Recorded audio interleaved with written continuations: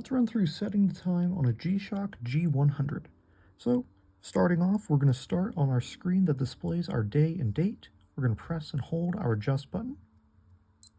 We'll hear the watch beep, and now we'll see our years start flashing. We can adjust this using mode. It's currently 2025.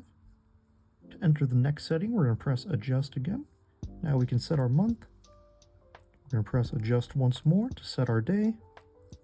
And once we're done with that, we'll press adjust once more, and now our day, date, and year is set. Next, we're going to press mode to see our time, and now we're going to press and hold adjust again.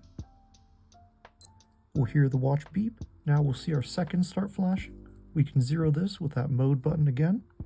Press adjust, and we'll be able to cycle over to our hour. Currently 1 p.m. where I live.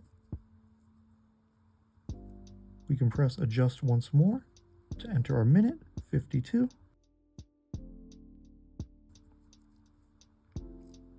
Adjust once more to change between 12 and 24-hour timekeeping. And adjust once more will now set our digital time. But of course, you probably noticed that our analog display did not change when we set the time. To adjust this, we have to press and hold our H set button.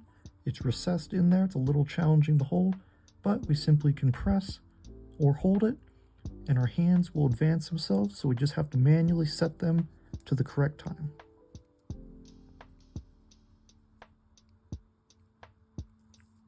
Just like so. Another quick note too, if you'd like to set your dual time function, you're going to press mode and cycle over to DT, which is dual time. And now we're simply going to press and hold adjust again. And now we can set this time as well using the same process. So our watch is all set and ready to wear. Thank you guys so much for joining me in this quick time setting tutorial. I really hope that it was clear and helpful. And if you're interested in more tutorials and watch related content, please do consider subscribing. Thanks everyone.